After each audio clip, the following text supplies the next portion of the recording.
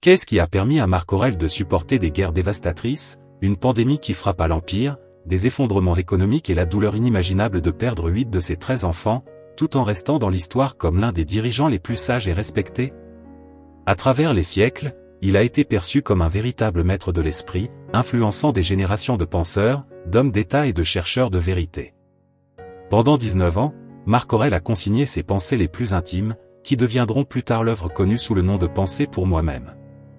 Mais ce livre n'est pas un traité philosophique théorique, c'est un guide direct, une carte de bataille mentale, destinée à celui qui affronte la douleur, la perte et l'incertitude, et qui veut traverser tout cela avec sérénité et force.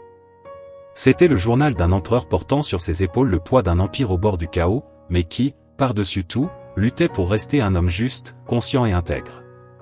Ce qui rend cette œuvre encore plus puissante, c'est qu'elle n'avait jamais été destinée à la publication, tout fut écrit pour lui-même.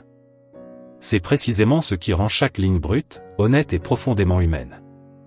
Si vous recherchez une sagesse pratique, une clarté émotionnelle et de véritables outils pour affronter vos journées avec plus de courage, ce message est pour vous.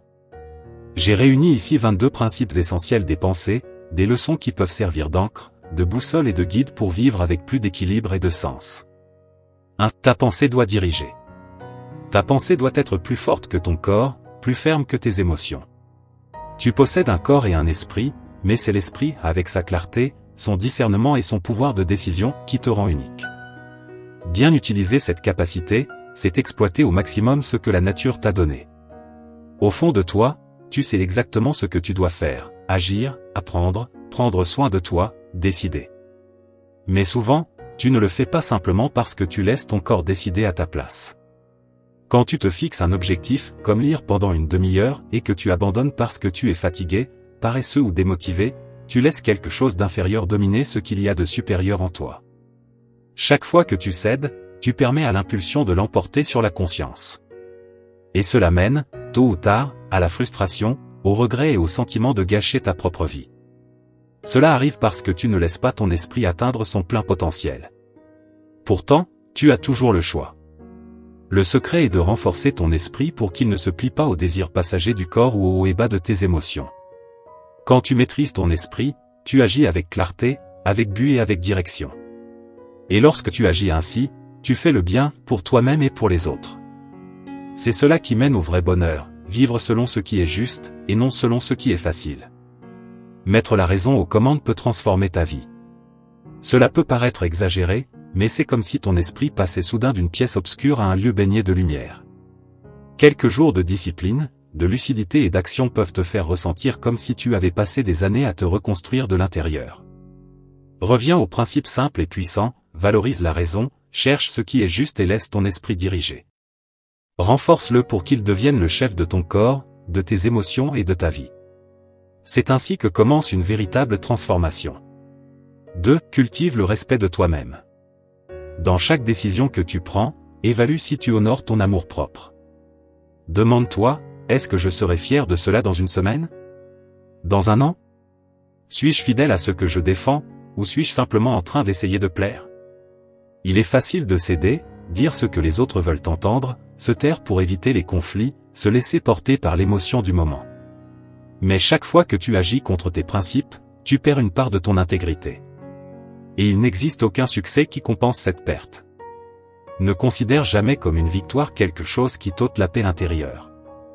N'accepte jamais comme juste ce qui t'oblige à mentir, à rompre ta parole ou à t'empoisonner de ressentiment. Quand la colère montera, et elle montera, rappelle-toi, la vraie force ne réside pas dans le fait de crier plus fort, ni de rendre les coups avec fureur, mais dans la capacité à garder ta douceur, même si cela paraît absurde aux yeux des autres. La maîtrise de soi est un acte de courage. Le calme n'est pas une faiblesse, c'est de la puissance maîtrisée. Ne sois cruel ni avec les autres, ni avec toi-même. Mais ne te rabaisse pas par manque, et ne troque pas tes valeurs pour plaire à ceux qui méprisent ta vérité. Celui qui se respecte ne mendie pas de validation. Il vit en paix avec sa conscience. Et cela, c'est la liberté. 3. Fais ce qui doit être fait.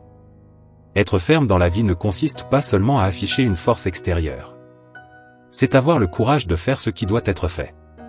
La véritable indépendance commence lorsque tu cesses d'attendre que quelqu'un d'autre règle les problèmes à ta place et que tu assumes tes responsabilités avec sérieux, où que la vie te place. Parfois, la situation est injuste. Parfois, le poids semble plus lourd que ce que tu peux porter. Mais c'est précisément dans ces moments-là que tu démontres ta force, non pas en fuyant, mais en affrontant. Cesse de nourrir la peur avec des questions du type « Et si tout se passe mal ?» Commence plutôt à te guider avec une autre « Est-ce la bonne chose à faire ?» Le vrai respect naît lorsque tu affrontes la peur, pas quand tu l'évites. Ton attention doit se détourner de ce qui peut échouer et se concentrer sur ce que tu représentes. À chaque décision, demande-toi, cette attitude élève-t-elle ou rabaisse-t-elle la personne que je suis? C'est cela qui construit ton caractère, non pas ce que tu ressens en plein chaos, mais ce que tu choisis de faire avec courage, honneur et lucidité.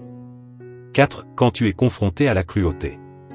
Lorsque quelqu'un te traite avec dureté, froideur ou mépris, ne réagis pas automatiquement. Respire profondément et vois une occasion rare, celle de prouver que tu as grandi, que tu n'as plus besoin de rendre les coups pour te sentir fort. Si la critique est juste, écoute-la avec humilité. Il ne s'agit pas de te rabaisser ou de te sentir inférieur, mais d'avoir le courage de t'améliorer.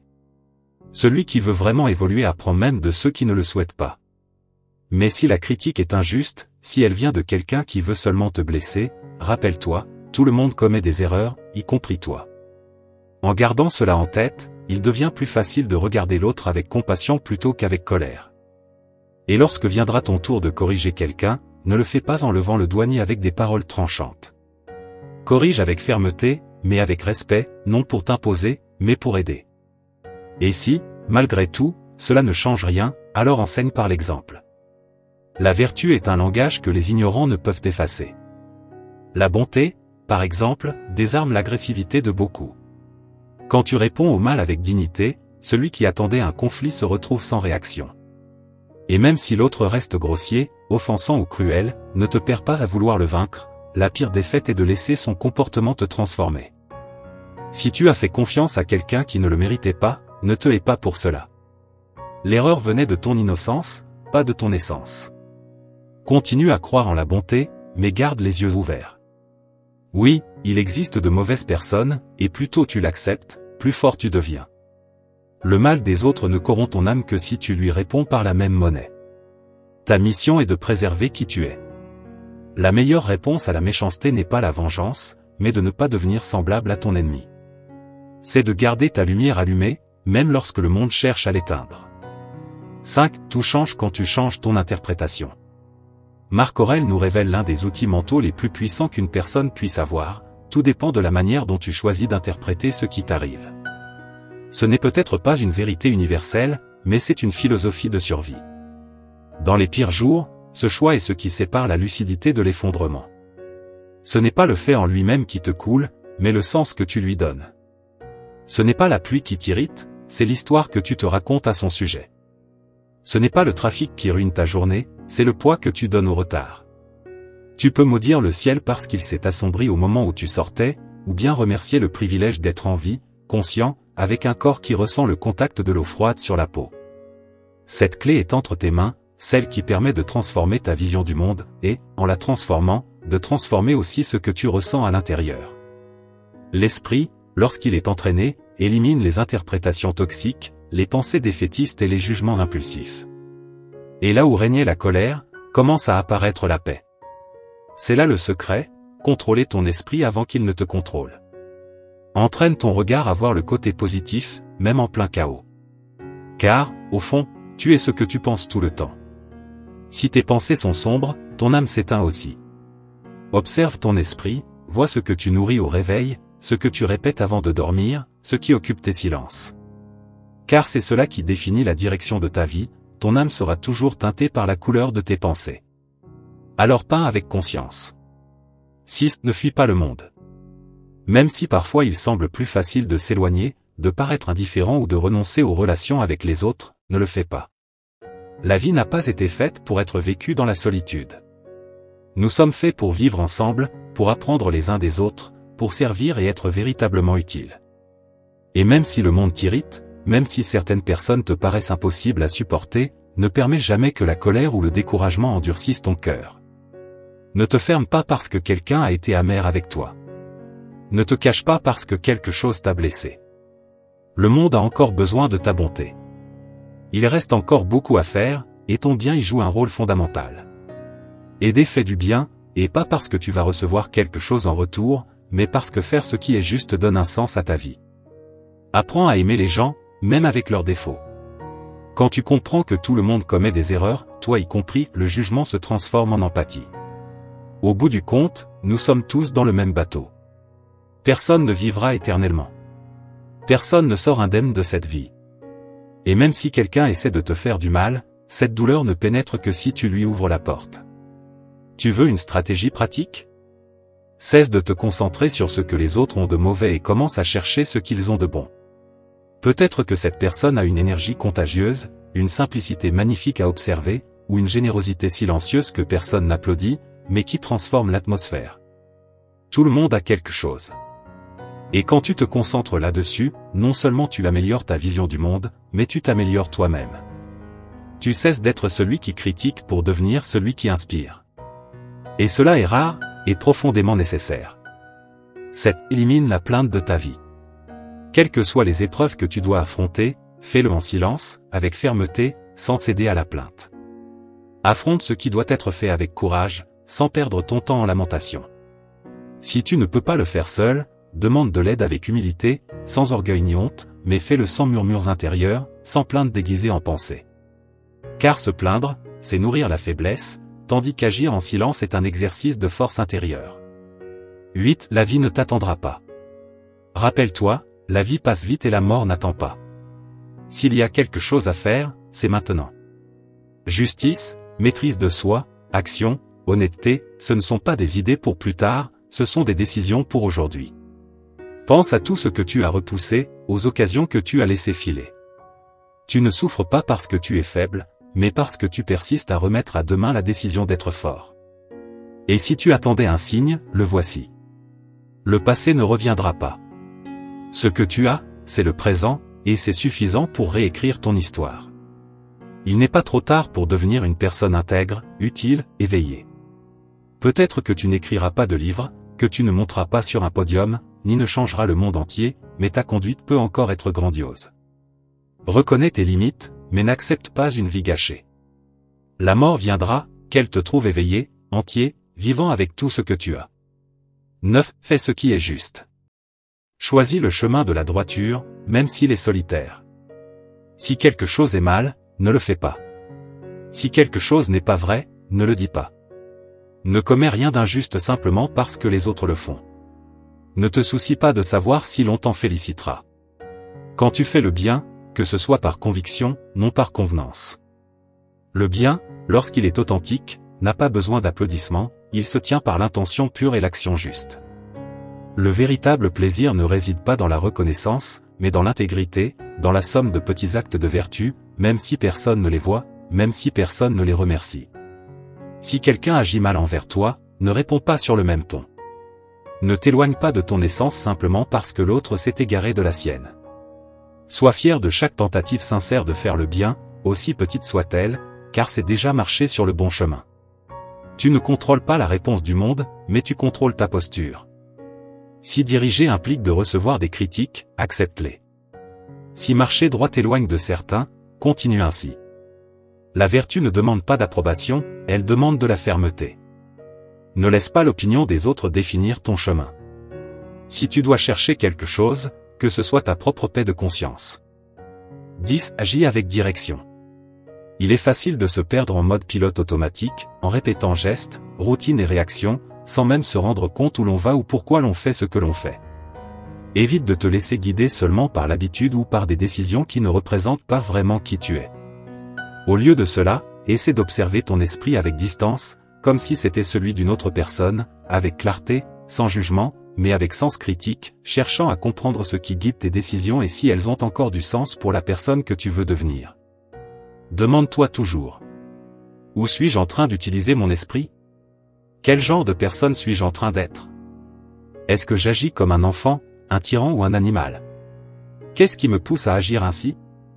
Lorsque tu apprends à maîtriser tes pensées et à organiser tes attitudes, la sérénité devient inévitable. Mais si tu ignores ce mouvement intérieur, si tu vis distrait, les conséquences arrivent vite, insécurité, anxiété, et un vide croissant sans nom. La paix est toujours disponible. Il suffit de fermer les yeux, de faire taire les bruits et de revenir vers l'intérieur. Mais fais-le avec sagesse, non comme une fuite, mais comme une retrouvaille. Reste le temps nécessaire pour retrouver ta direction. Puis reviens dans le monde avec de la clarté dans les yeux, de la fermeté dans tes pas et de l'intention dans ton cœur. 11. Le pouvoir de faire confiance à qui tu es. Il est curieux de constater que nous pouvons nous aimer plus que n'importe qui d'autre, et pourtant accorder plus de poids à l'opinion des autres qu'à notre propre voix intérieure. Cela ne signifie pas qu'il faille être arrogant, mais plutôt avoir le courage de faire confiance à son propre jugement, de suivre ce en quoi l'on croit fermement, sans vivre prisonnier de la peur de déplaire ou d'être mal compris. Tu sais ce qui t'anime. Tu connais tes raisons profondes et tu n'as pas besoin de justifier chacun de tes pas à ceux qui ne marchent pas à tes côtés. Pire encore, chercher à attirer l'attention ou l'approbation de personnes que nous ne respectons même pas. As-tu déjà pensé à l'incohérence que cela représente ? Pourquoi vouloir obtenir l'approbation de ceux que nous n'admirons pas ?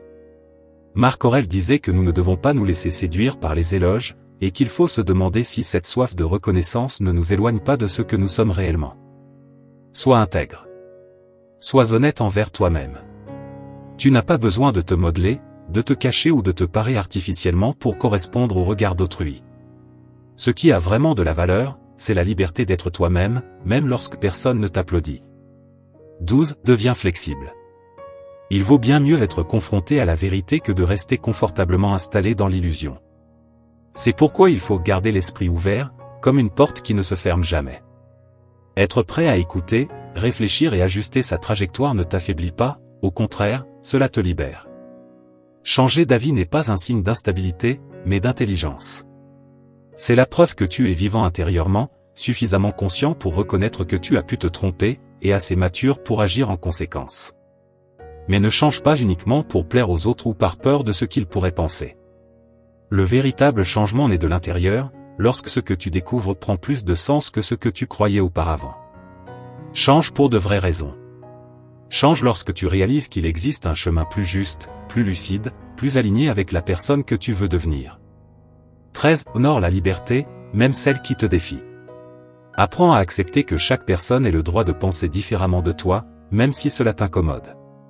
Tout n'a pas besoin d'être débattu, corrigé ou gagné. Parfois, le véritable signe de maturité est de savoir écouter en silence et choisir comment réagir, plutôt que de vouloir contrôler. Écoute avec empathie, même lorsque les paroles de l'autre ne reflètent pas tes vérités. Essaie de te mettre à la place de celui qui parle, sans te précipiter pour juger et sans avoir besoin d'être d'accord. Croire en la liberté, c'est aussi défendre l'idée que les droits doivent valoir pour tous, de manière égale, sans distinction de nom, d'apparence ou de statut social. Souviens-toi que tout système qui accorde plus de valeur à certains qu'à d'autres est déjà né corrompu. Si tu occupes une position de leadership à la maison, au travail ou ailleurs, comprends que le pouvoir est une épreuve, et que beaucoup échouent, corrompus par la vanité, la soif de contrôle ou le sentiment de fausse supériorité. La philosophie rappelle que personne n'est à l'abri de la tyrannie, qui commence par de petits gestes de mépris, de rigidité ou par le désir d'imposer. C'est pourquoi il faut lutter chaque jour pour être le leader de soi-même, avant de prétendre guider les autres. Garde ton sang-froid, choisis la voie de l'équité et souviens-toi, la véritable grandeur réside dans le respect de la liberté de chacun, même lorsque tu as le pouvoir de la leur retirer. 14. L'obstacle et le chemin. Dans la vie, les obstacles ne sont pas des détours. Bien souvent, ils sont précisément le chemin que tu dois emprunter. Tu peux faire semblant qu'ils n'existent pas, te plaindre ou te sentir victime. Ou alors, tu peux suivre le conseil de Marc Aurèle et les voir comme une occasion de grandir. Pose-toi simplement la question, quelle nouvelle porte cet obstacle peut-il m'ouvrir ? Cette seule interrogation change tout, car elle prouve que ce n'est pas le problème qui détermine ton destin, mais la manière dont tu choisis de l'affronter. L'esprit humain possède un pouvoir d'adaptation extraordinaire. Quand tu apprends à rediriger la douleur, la frustration ou l'échec vers quelque chose d'utile, ce qui paraissait auparavant être un blocage devient une direction. Ce qui te freinait commence à te propulser. Personne ne souhaite affronter des difficultés. Perdre son emploi, voir sa voiture endommagée ou traverser une rupture n'est jamais agréable. Mais au lieu de t'enfermer dans la colère, relève-toi avec une nouvelle question, qu'est-ce que cette situation veut m'apprendre ? Ce changement de perspective transforme la souffrance en clarté, le problème en objectif. C'est ainsi que l'obstacle devient le chemin. Tu as entre les mains l'outil le plus puissant du monde, ton esprit. Mais toi seul peux décider si tu vas l'utiliser pour sombrer, ou pour avancer. Marc Aurèle a écrit ses pensées pour moi-même au milieu du chaos, des guerres et des trahisons qui secouaient l'Empire romain. Et même entouré de douleur, il a appris à rester calme et ferme, car il avait dompté la seule chose qui compte vraiment, son esprit. Et si lui l'a fait, tu le peux aussi. 15. L'adversité fait partie de la vie. L'univers ne tourne pas autour de nous. Il ne distingue pas qui mérite de souffrir et qui ne le mérite pas. La vérité, c'est que personne n'a reçu le cadeau d'une vie parfaite. Sans exception, chacun affronte des épreuves, des pertes et des obstacles qui paraissent plus grands qu'ils ne devraient l'être. Accepter cela n'est pas du pessimisme, c'est de la maturité. C'est reconnaître que vivre implique aussi de faire face à la douleur, aux imprévus et à tout ce qui échappe complètement à notre contrôle. Marc Aurèle nous rappelle que les difficultés sont une partie naturelle de l'existence, et non une erreur de parcours. Plutôt que de souhaiter une vie sans souffrance, nous devrions chercher cette force capable de traverser la douleur sans se briser. Il ne sert à rien de gaspiller notre énergie à espérer que la douleur n'arrive pas.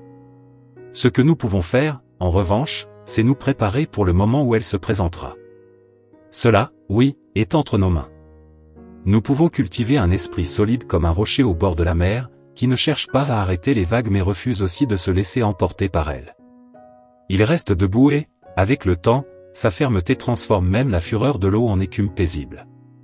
C'est cette image que nous offre Marc Aurèle, devenir des promontoires, capables de rester debout même lorsque tout autour de nous semble vouloir nous abattre. Car la véritable paix ne réside pas dans l'évitement de la tempête, mais dans la traversée de celle-ci avec courage, pour en ressortir encore plus fort. 16. Transforme les défis en force intérieure. Plutôt que de nous plaindre lorsque quelque chose de mauvais nous arrive, nous devrions le voir comme une chance d'avoir pu rester résilients. La vie a ses ironies, c'est précisément dans les jours les plus difficiles que nous découvrons de quoi nous sommes réellement faits. Marc Aurèle disait qu'en face de la tristesse, il ne faut pas se concentrer sur la malchance, mais sur l'occasion de faire preuve de courage et de forger notre caractère à partir de ce qui aurait pu nous briser. Quand tu affrontes l'adversité avec ce regard, ce qui paraissait injuste devient un exercice de force. Ce qui semblait être une perte se transforme en préparation. Et ce qui ressemblait à une fin peut devenir ton nouveau départ, plus fort que jamais. 17. Le cycle éternel de la vie. Le monde change en permanence, mais l'essence de l'expérience humaine demeure. Les douleurs se répètent, trahison, perte, désillusion, échec. Tu peux penser que ta douleur est unique, mais en réalité, ce n'est qu'un tour de plus dans la spirale de l'existence. Tôt ou tard, tout le monde affronte les mêmes épreuves. C'est un cycle inévitable. Simplement, certains s'y perdent, tandis que d'autres s'éveillent. Quand la douleur viendra, et elle viendra, change la question. Ne te demande pas, pourquoi cela m'arrive-t-il, mais plutôt, que cherche-t-elle à m'apprendre? Quelle version de toi va émerger de cette épreuve, celle qui se brise ou celle qui s'élève? D'autres ont traversé des situations semblables, voire pires. Beaucoup ont abandonné, mais d'autres ont décidé de résister. Ils ont compris que nourrir le ressentiment ne fait que prolonger l'abîme, et que le chemin vers la guérison commence lorsque tu transformes la blessure en force. Marc Aurèle nous rappelle que nous ne sommes pas ici pour que la vie nous protège, mais pour être forgés. Chaque douleur est une occasion de se renforcer. Il te faut le courage de l'affronter avec sagesse. Au final, tout revient à l'origine, toute attente mal placée se change en frustration, tout attachement aveugle en souffrance. Le stoïcisme ne t'invite pas à fuir la douleur, il t'enseigne à revenir à l'essentiel, à ce qui dépend de toi, à ce qui façonne ce que tu es véritablement. 18. Sois pratique et affronte ce qui est devant toi. Cesse de tourner en rond et de perdre ton temps dans des distractions vides. Quand tu choisis un chemin, suis-le avec fermeté, sans céder à chaque doute ou inconfort passager. Si tu veux atteindre la paix intérieure, apprends à faire moins de choses, mais à les accomplir avec excellence. Traite chaque action comme si c'était la dernière de ta vie, avec une présence totale, une lucidité complète, et sans laisser tes émotions éteindre ton discernement. Élimine les pensées inutiles. Ne projette pas de peur dans l'avenir, ne fabrique pas d'angoisse qui n'existe pas encore. Ramène-toi au moment présent.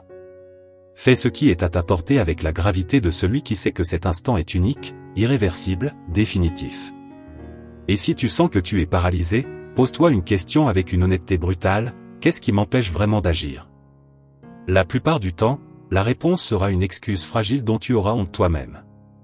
S'il y a en toi quelque chose qui ne peut pas être changé, une limitation physique ou une cicatrice du passé, cesse de lutter contre l'inévitable. Ne le cache pas, ne le fuis pas, rediriger ton énergie vers ce qui est sous ton contrôle, renforcer des vertus comme le courage, la patience, la droiture, la générosité, la modération et l'intégrité. C'est cela qui construit ta véritable force. Et c'est une chose que personne, absolument personne, ne pourra jamais t'enlever. 19. Apprends à revenir sur le chemin. Il n'existe pas d'évolution véritable sans détour. Personne ne suit une ligne parfaitement droite. Tout le monde glisse, trébuche, se perd à un moment donné. Ce qui distingue celui qui évolue, c'est la capacité à reconnaître son erreur, à se relever rapidement et à reprendre la direction avec détermination. Plus vite tu te repositionnes, plus tu deviens résilient face aux virages inattendus de la vie. Les vrais changements se construisent petit à petit, et les rechutes font partie du processus. Les anciens schémas reviennent, surtout lorsque tu es fatigué, frustré ou envahi par le doute. Dans ces moments-là, ne cède pas au découragement. Observe sincèrement où tu as perdu le rythme et choisis de recommencer sans culpabilité, sans te punir. Ignore cette voix qui prétend qu'échouer, c'est la fin. Ce n'est pas le cas. L'échec n'est qu'une invitation à revenir avec plus de conscience. Tous les jours ne seront pas lumineux, mais chaque tentative de te réaligner est déjà un progrès. Fais cet effort, même imparfaitement. Et rappelle-toi, tu n'as rien à prouver à personne. Lorsque l'ego prend le volant et que le désir d'afficher des résultats devient plus fort que ta quête intérieure, tu t'éloignes de ton essence. Le véritable progrès est discret, discipliné et tourné vers l'intérieur. Il ne cherche pas les applaudissements, mais la transformation. Regarde les choses telles qu'elles sont vraiment. Une manière efficace de réduire le pouvoir que les choses exercent sur nous est d'arrêter de voir le monde comme il paraît être et de commencer à le voir tel qu'il est réellement. Marc Aurèle maîtrisait cet article. Pour lui, le vin n'était pas une expérience sophistiquée, mais simplement du jus de raisin fermenté. Ses vêtements impériaux n'étaient pas des symboles de pouvoir, mais de simples étoffes teintes avec l'encre d'un mollusque. Rien de plus. Ce regard direct, sans illusion, ne s'applique pas seulement aux objets, mais aussi aux comportements humains. Essaie d'observer ce qui se cache derrière les attitudes des gens. Quels sont les principes qu'ils suivent? Que cherchent-ils réellement lorsqu'ils agissent avec vanité, arrogance ou une douceur excessive? Tout compliment n'est pas sincère, toute critique n'est pas juste. L'admiration est-elle vraiment signe d'une valeur réelle? Demande-toi honnêtement, cette désapprobation me rend-elle moins digne? Cet éloge change-t-il qui je suis en essence? Lorsque tu commences à voir au-delà des apparences, tu cesses d'être dirigé par les émotions des autres et tu commences à diriger les tiennes. C'est ce type de clarté qui libère, qui te permet d'agir avec liberté et non comme une marionnette de la vanité, de l'opinion d'autrui ou des caprices de l'ego. 20. L'argent n'a pas d'âme. Par lui-même, il n'est ni bon ni mauvais, il ne fait que révéler ce qui habite déjà en toi. Il amplifie ton caractère, met à nu tes intentions, éclaire ou assombrit ton essence. Tout dépend de qui le tient entre ses mains. Ce n'est pas la quantité qui compte, mais ce que tu en fais. L'erreur commence lorsque nous confondons possession et bonté, richesse et valeur, accumulation et succès. T'es-tu déjà rendu compte du nombre de personnes qui, entourées de luxe, se sentent pourtant vides, insatisfaites, perdues? C'est parce que la véritable richesse ne s'est jamais mesurée en chiffres, mais en silence, en lucidité, en dignité et en paix. Quand tu donnes trop de valeur à ce que tu as, tu commences à oublier qui tu es. C'est là que naît la peur de perdre, l'envie envers celui qui a plus, et la course sans fin vers quelque chose qui ne sera jamais suffisant. Et autant le désir obsessionnel que le mépris arrogant nous asservissent, car ils nous font tourner autour du même idole, l'argent. La véritable richesse, elle, transforme la manière dont tu perçois tout ce qui t'entoure. Marc Aurèle l'avait compris profondément. C'est pourquoi il commence ses méditations en exprimant sa gratitude, non pour de grandes conquêtes, mais pour les vertus qui ont façonné son caractère dès sa jeunesse. Il se réjouit d'avoir appris à contenir sa colère, à valoriser la droiture, à cultiver la générosité, le sens de la justice, et même le rire au moment approprié. Il reconnaît la valeur de la simplicité, du travail acharné, de la discipline constante et de l'éducation comme piliers d'un esprit fort. Et il ne s'arrête pas là, il rappelle l'importance de se tenir à l'écart du mal déguisé en conversation, de ne pas s'impliquer dans des intrigues stériles, et de toujours choisir la clarté et le respect dans ses paroles. Il enseigne que les conflits doivent se résoudre avec sérénité et que la liberté d'expression s'accompagne d'un poids, celui de la responsabilité. Pour lui, la gratitude, c'est aussi reconnaître les petits miracles du quotidien, la présence des autres, les gestes sincères, les liens tissés. C'est savoir louer avec vérité, sans exagération, et éviter la tentation d'utiliser la fatigue comme excuse pour ignorer un ami, cesser d'écouter un maître ou négliger l'importance du regard d'un enfant. Marc Aurèle nous rappelle qu'il est plus important de vivre l'éthique que d'en parler. Cela signifie traiter chaque personne avec un respect authentique, éviter les jugements hâtifs et faire le bien sans chercher les applaudissements. Cette vision n'est pas seulement philosophique, elle est un rappel vivant que tout ce que tu as traversé, même les blessures, t'a apporté un enseignement. Et lorsque tu commences à remercier même pour la douleur, quelque chose de profond se transforme en toi. La gratitude cesse alors d'être un simple geste ponctuel pour devenir une attitude, un choix quotidien. Si tu es arrivé jusqu'ici, je t'invite à t'abonner, à activer les notifications et à laisser un commentaire pour que YouTube reconnaisse que ce contenu est utile aux personnes comme toi. Cela nous motive à continuer à créer des vidéos de ce type à l'avenir. Je t'encourage aussi à jeter un œil aux 2 dernières vidéos que nous te recommandons. Je te remercie sincèrement pour ton temps et ton soutien. On se retrouve très bientôt pour une nouvelle aventure. À très vite.